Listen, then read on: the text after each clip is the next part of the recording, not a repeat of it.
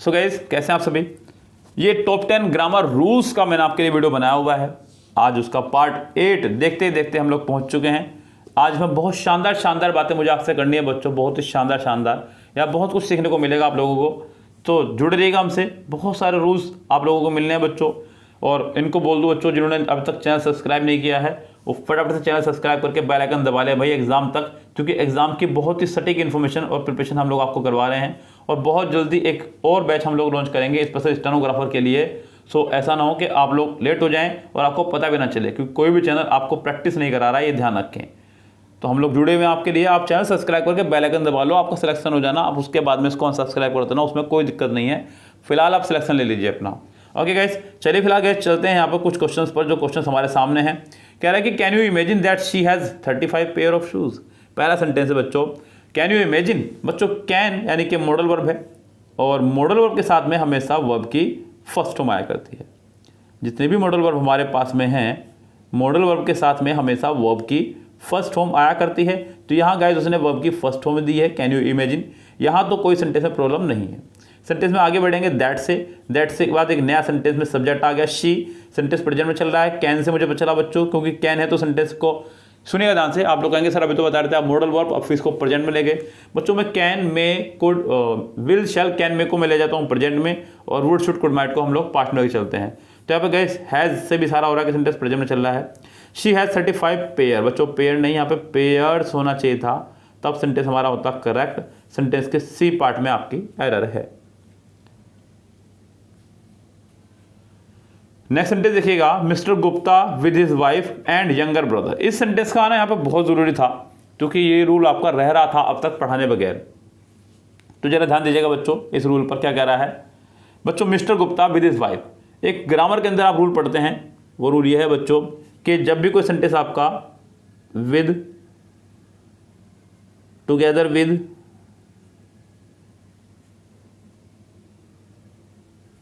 Along with, as well as आदि इन word से जुड़ा हो, तो जो आने वाली वर्ब है बच्चों, वो वर्ब आपके इनसे पहले वाले सब्जेक्ट के अकॉर्डिंग आया करती है। अगर मैं अपनी बात करूँ ट्रिक की, तो मैंने ट्रिक बताई हुई है बच्चों के प्रीपोजिशन के बाद वाले पार्ट को हम लोग सेंटेंस में कुछ नहीं मानते हैं। अब भी मिस्टर गुप्ता के हिसाब से ही आपकी वर्ब आनी चाहिए। ये भी रूल है बच्चों, with, along with, together with, as well as, rather than, and not आदि जब वर्ड जुड़े होंगे तो इनमें आपका पहले वाले सब्जेक्ट के अकॉर्डिंग वर्ब आनी चाहिए। तो मिस्टर गुप्ता के हिसाब से यहाँ पे वर्ब नहीं, आपका वोज होना चाहिए था। सेंटेंस के फिर से सी पार्ट में आपकी एरर पहुंच चुकी है। Rajni is planning to settle in Mumbai as soon as she retires in August the next year. बच्चों ध्यान देना, सेंटेंस में कह रहा है कि रजनी इज प्लानिंग। बच्चों यहाँ पे इस प्लानिंग का मतलब ये है कि सेंटेंस अभी फ्यूचर की तरफ भावना में चल रहा है।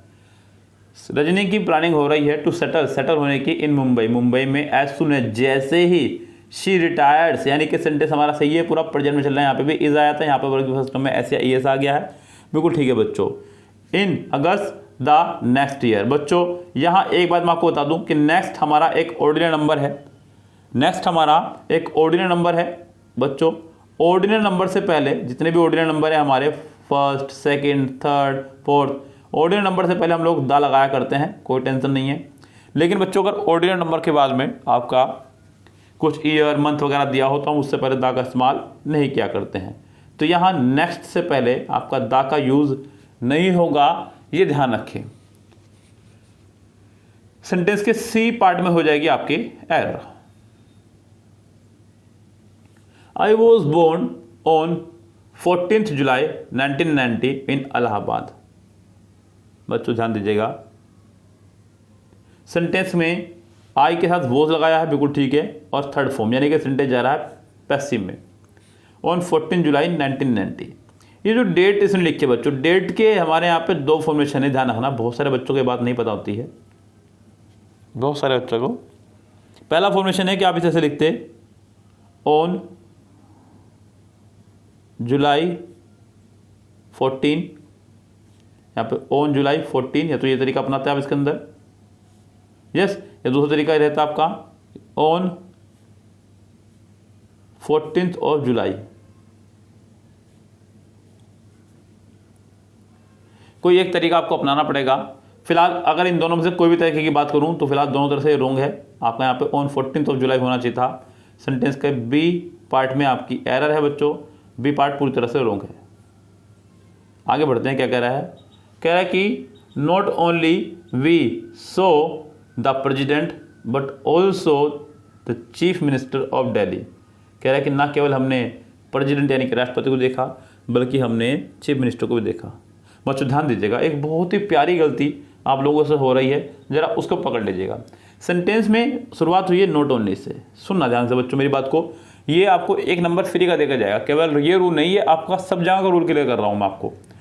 जब भी कोई सेंटेंस हमारा किसी नेगेटिव वर्ड से शुरू होगा, किसी भी नेगेटिव वर्ड से शुरू होगा, चाहे वो कोई भी नेगेटिव वर्ड हो, सुन लीजिएगा, no, not, never, neither, not only, hardly, scarcely, rarely, barely, seldom, बहुत सारे वर्ड ऐसे हैं जो आपके नेगेटिव हैं।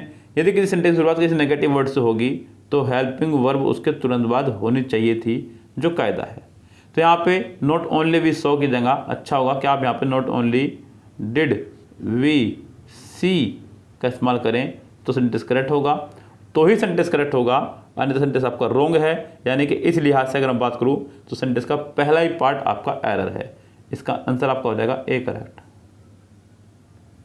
आगे बढ़ते हैं गाइस, यहाँ पे सेंटेंस नंबर नेक्स्ट है आपका, he commanded me as if he was my husband. यानी कि मुझे ऐसे कमांड दे रहा है जैसे कि वो मेरा हस्बैंड हो, ये कहना चाह रही है वो। तो बच्चों यहाँ पे ही कमांडेड यानी कि सेकंड फॉर्म के साथ लगाया इस्तेमाल उसने, जो कि ठीक है, कोई दिक्कत नहीं है। मी एज इफ, बच्चों सेंटेंस में जब एज इफ आ जाए तो सेंटेंस आपका एज ए कंडीशनल शुरू हो जाता है चलना, यानी कि सेंटेंस हमारा कंडीशनल सेंटेंस की तरह काम करता है।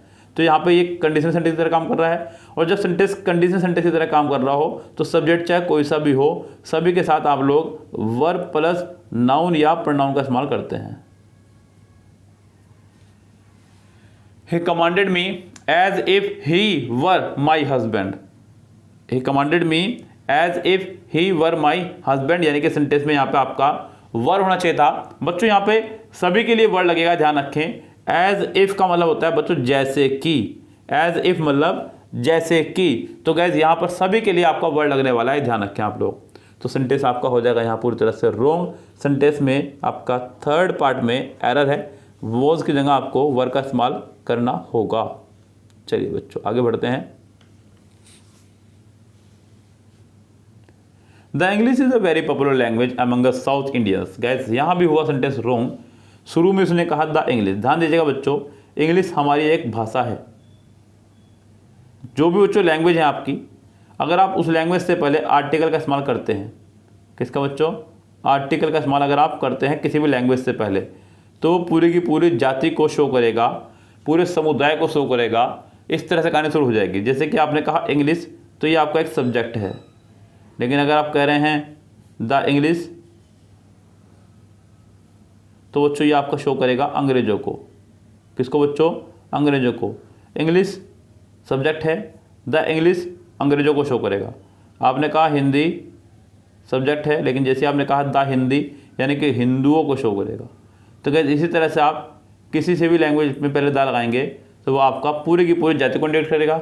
यहाँ पे कहना चाह रहा है कि अंग्रेजी जो है एक पॉपुलर लैंग्वेज है साउथ इंडियंस के बीच में। तो बच्चों अंग्रेजी है ना बच्चों, यानी कि भाषा की बात हो रही है, अंग्रेज नहीं है। तो यहाँ पे बच्चों शुरू में गलती है आपकी, द इंग्लिश नहीं होगा, ओनली इंग्लिश होगा। सेंटेंस का पहला ही पार्ट आपका रॉन्ग है। This container is full with water. जी नहीं बच्चों, सेंटेंस शुरुआत में गलत हो गया है। This container is full of water. Full of water मतलब पानी का भरा हुआ।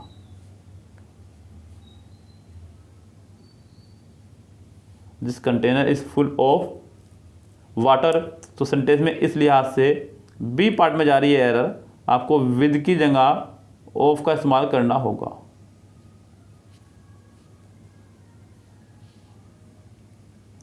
If you will finish your homework I will give you an ice cream. बहुत प्यारा सेंटेंस है, अच्छा सेंटेंस है, लेकिन अगर आपको याद हो गया गाइस, तो मैंने आपको एक बहुत ही शानदार रूल बताया हुआ है कि एक ही सेंटेंस के अंदर दो मॉडल वर्ब आपके एक साथ नहीं आ सकती हैं। यस गाइस, अगर एक ही सेंटेंस के अंदर दो मॉडल वर्ब हमारे एक साथ आ रही हैं तो ध्यान रखें करना क्या बच्चों। अगर एक ही सेंटेंस में डबल मॉडल वर्ब आपके आ रही है तो आप लोगों की प्रॉब्लम मॉडल वर्ब को लेकर के ही है। कहाँ होगी, मैंने आपको 11 वर्ड बताए थे, अगर आपको याद हो, जिसको 11 वर्ड याद हो वो मेरे साथ बोलने की कोशिश कीजिएगा, मन मन में ही या अपने चिक चिक के बोलिएगा। मैं बोलना शुरू करता हूँ। If, unless, until, in case, provided, as long as, so long as, when, before, after, whether. ये 11 वर्ड हैं। अगर सेंटेंस में डबल मॉडल वर्ब है तो हमेशा इन 11 वर्ड के बाद वाली ही मॉडल वर्ब आपको हटानी है। सेंटेंस का ए पार्ट इसका भी रॉन्ग होगा। सेंटेंस के पहले पार्ट में यहां पर एरर है। Had she not known about it she should have stayed longer, यानी कि अगर उसे इसके बारे में ना पता होता तो वो लंबी जी सकती थी। तो बच्चों यहाँ पे ध्यान दीजिएगा, सेंटेंस हमारा ये भी कंडीशनल ही है। सेंटेंस की कंडीशन कुछ ये थी कि if plus subject plus had plus verb की थर्ड फॉर्म, तो नेक्स्ट पार्ट में आपका वुड हैव प्लस वर्ब की थर्ड फॉर्म होनी चाहिए थी। लेकिन गाइस यहाँ उसने फॉर्मेशन को थोड़ा सा बदला हुआ है। फॉर्मेशन उसने करा हुआ है had plus subject plus verb की थर्ड फॉर्म, तब भी कोई दिक्कत नहीं बच्चों, फॉर्मेशन ये भी ठीक है। नेक्स्ट पार्ट में हमारा वुड हैव और थर्ड फॉर्म होनी चाहिए थी, लेकिन वो नहीं है यहाँ पे। यहाँ उसने शुड हैव का इस्तेमाल किया है, जो कि रॉन्ग है बच्चों, ये मैं आपको बताना चाह रहा था। तो यहाँ पे शुड की जगह आपको वुड का इस्तेमाल करना होगा, तब जाकर के हमारा सेंटेंस करेक्ट होगा। सेंटेंस के बी पार्ट में शुड की जगह वुड का यूज़ करना होगा। सो गाइस, ये थे आपके आज के कुछ रूल्स के साथ वीडियो। उम्मीद करता हूँ कि आपको आज की वीडियो भी बहुत शानदार लगी होगी। मैं फिर से बोल रहा हूँ बच्चों, चैनल को सब्सक्राइब करके बेल आइकन प्रेस कर लीजिएगा। आपकी एग्जाम की डेट को लेकर के, आपके स्किल टेस्ट की डेट को लेकर के, आपके एडमिट कार्ड को लेकर के सबसे सटीक और शानदार इन्फॉर्मेशन हम लोग देते हैं और बहुत सही समय पर देते हैं। आप लोग बिल्कुल तैयार रहिए। आप लोग बस इसको सब्सक्राइब करके बेल आइकन दबा लीजिएगा और अपनी तैयारी कीजिएगा सिलेक्शन वाली। ओके गाइस, फिलहाल चलते हैं, लेता आपसे विदा। Goodbye, have a nice day.